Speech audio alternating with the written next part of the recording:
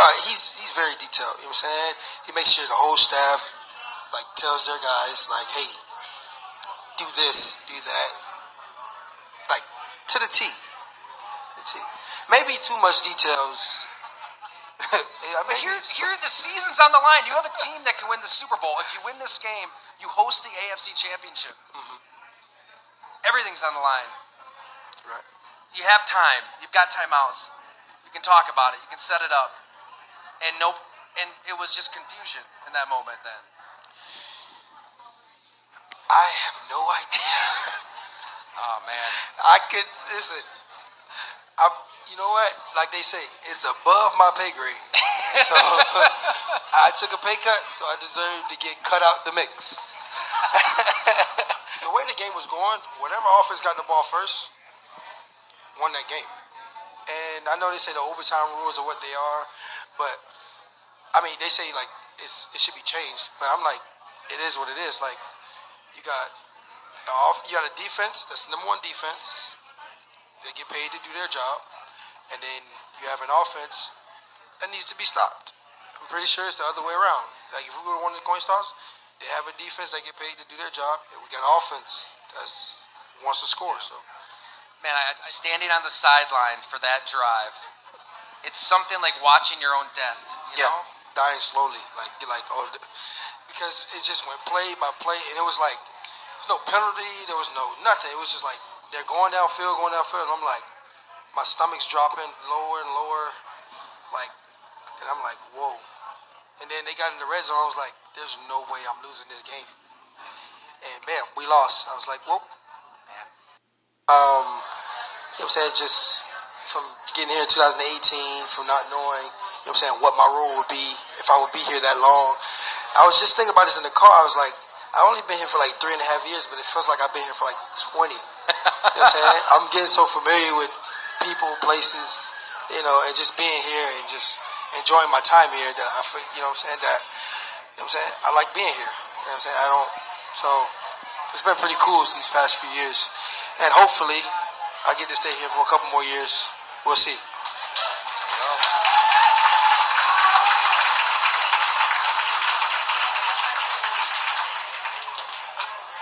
How much will your desire to be, a slot receiver, to be a part of an offense, weigh into your decision?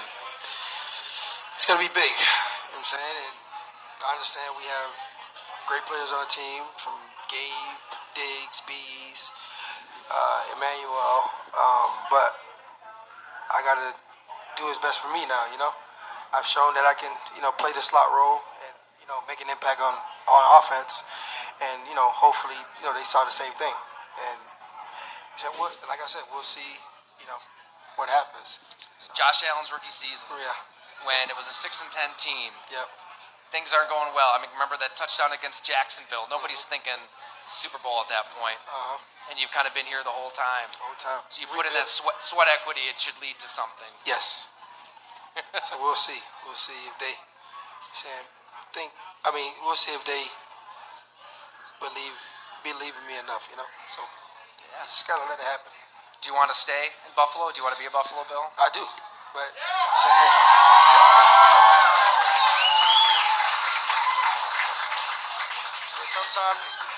sometimes you only can control what you can control, So I only can control, my day-to-day, how I, go about my day. And then they control the money side of it, So we'll see. What's good, YouTube world? It's Jay Coffee Talk. Tapping back in with another one, you guys, with some NFL news. More specifically, talking about my Buffalo Bills. Man, oh man. That was Isaiah Mckenzie there talking with Tyler Dunne. I don't know if I'm saying that man's name correctly. A hardworking individual in the, Bills media world. And, they run the Isaiah Mckenzie show together. It's a dope show. And you hear Mckenzie there talking about that loss to the Kansas City Chiefs, man. Oh, man. Like, I just commented, shout out Juan Vega, a dedicated, loyal viewer of the J Coffee Talk platform. Much love to you, bro. And shout out to Sensei TV also. He just dropped a comment earlier saying, yo, Coffee, go live during one of these playoff games. So I'm going to try to jump in and go live a little bit during this AFC Championship game that just is starting out right now. But getting back to what we're talking about right now, last week was such a heartbreaking loss. And I hadn't talked that much about it. I don't know. You know what I mean? Like, I've made content about it, but it's just not something I really, like, dove into head first the way I normally do with a lot of topics that I'm on. I mean, to put it simply, easily, this is going to be the longest off season ever. You know what I mean? And when the game first went down, I really think one of the best NFL playoff games of all time. I keep stressing that. Everyone, whether you're a Bills fan, a Chiefs fan, just a fan of football, jump in the comments and let me know where you rate this game for all-time playoff games, okay? But when it first happened, it bounced off me easy. I don't know if it was the way that I was just dealing with it.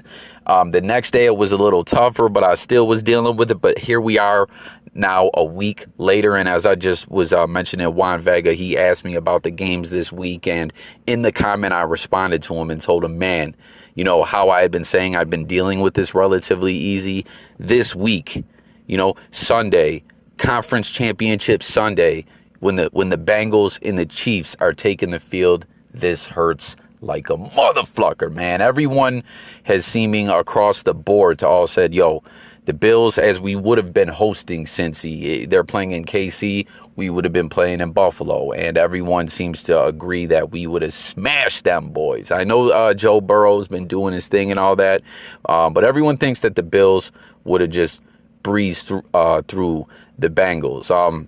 You know, jump in the comments with your thoughts on that, as well as what's going to go on between KC and Cincy. Everyone thinks KC is going to smash them as well, but we got to point out they did beat, I believe Cincy did beat KC late in the season. But I don't want to get too off track. What we're talking about here, you see Isaiah Mckenzie talking about he's going through the grieving process. You know, first he was depressed. Now he's in a bit of denial. There's a picture, a GIF you'll see during this video of Isaiah Mckenzie on the sideline, just with his head tilted back. I remember that right when Kelsey caught that pass and the game was over. You just see him, just all the life sucked out of him, all that momentum, you know, that the Bills team had, you know, built up during this run. It just, the life was just knocked out of us. You know, it was just terrible. And you heard him describing it, standing on the sideline, watching that just slow death. You know, it just didn't seem like it could be real. And then it happens, you know, and you know, everyone has kind of all concurred with each other that if the Bills would have won that coin toss, we would have marched down the field and won as well. It was just a highly offensive game. Josh Allen and the Bills, Gabe Davis. I just did a great video about Gabe Davis the other day, guys. They still got me fucked up in the algo rhythm. So go back and check that out if you haven't seen it yet. Gabe Davis, you know, speaking out about his big game. You know, Mahomes and the Chiefs offense, both squads just were on fire. Like, that last 2 minutes is absolutely mind-blowing. You know, we talk about that last 13 seconds, which it's like, oh, you know what I mean? I hate even saying that. But, yo, the last 2 minutes was wild. The Bills go up.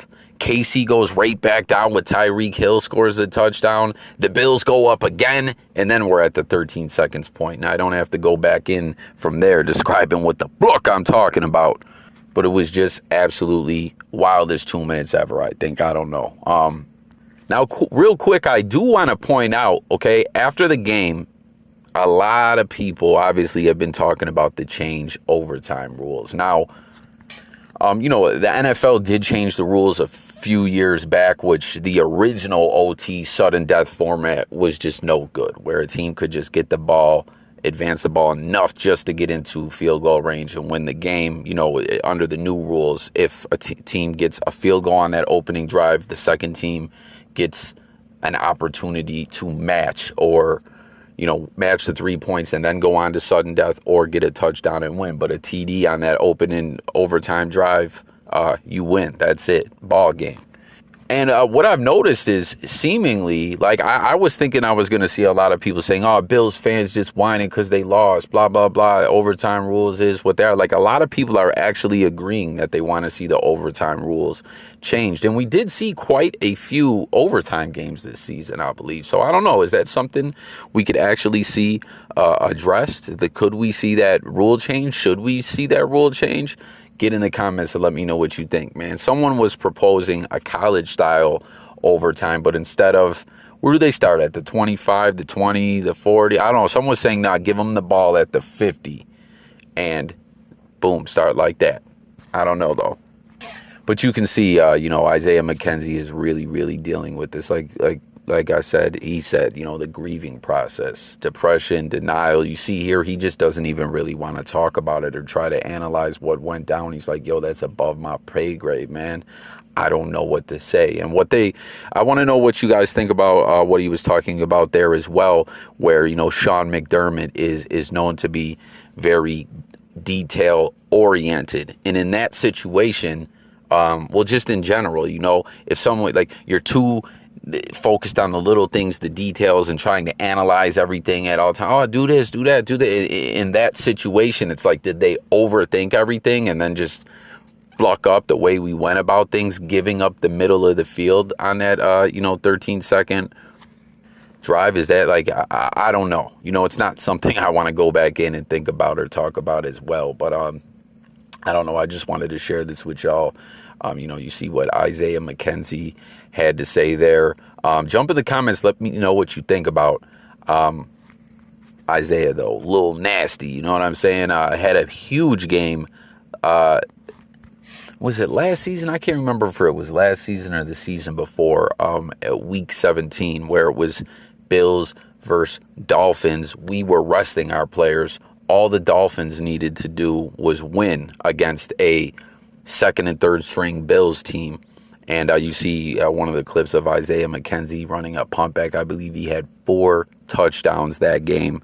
And that was a Miami Dolphins defense that was bullying teams all season long. You know what I'm saying? The number one defense, but they could not stop the Bills. And Isaiah Mckenzie shined like a motherfucker that game. But I wonder if he'll be back in Buffalo. You hear the Mafia, the Bills Mafia, cheering when he says he wants to be back. He's been in Buffalo 3.5 years. It feels like he's been there 20. As I always point out, these guys are a family. They're brothers. There's a lot of great morale in the locker room. So I personally would like to see Isaiah come back. He's great on special teams.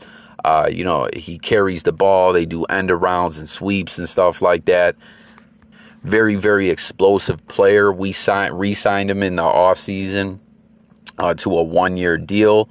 And, we actually saw him actually bench this season at one point in a what was it, the loss against the Colts, a ugly game where he fumbled the ball. He had some muff punts and stuff like that. It was rather uncharacteristic of what we had seen from Mckenzie. And then what was that rookie's name?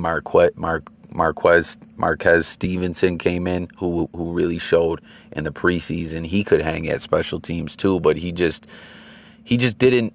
I don't know. He didn't break one off. He didn't break off a big punt return. So let me know if you guys want to see him back. If you think he'll be back, you heard him. It's out of his hands. He wants to be a Buffalo Bill, but it is what it is. We got a lot of talent at wide receiver. Obviously, Stefon Diggs, Cole Beasley, Gabe Davis, who tore it up in that Chiefs game. Once again, go check out that previous video I did where Gabe Davis is talking about his big performance, surpassing Jerry Rice and Larry Fitzgerald, the guy Fitzgerald, the guy that he looked up to coming up as a kid. Like, he wanted to be like him. You know what I mean? And there's obviously more receivers. I'm not going to name them all, but a lot of talent. Emmanuel Sanders. A lot of people think Emmanuel Sanders is not going to be back. Who do you guys think will be back? And like I said, Isaiah Mckenzie definitely he was benched. He had some rough spots during the season, but it was like late in the season and going into the playoffs, that explosiveness was back, and he was back focused and on point. And here Isaiah is, grieving and just dealing with it all just like all of us, Bills Mafia, you know, the team, the city, everyone. It's tough, you know, but even with the pain setting in a little more this week, like I said, now when the Chiefs and the Bengals are out there, and it should be the Bills, you know, it just easily could have been the Bills, but it's not.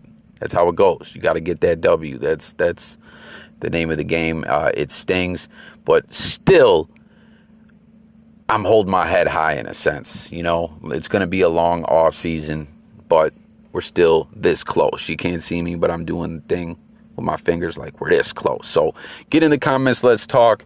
Thanks for watching, guys. This has been another one with Jay Coffee Talk. Make sure to subscribe, hit the buttons. Daily videos, music, news, sports, and more. Very interested to see everyone's thoughts in that comment section. So tap in. Let's talk. And I'm gone, y'all. Peace.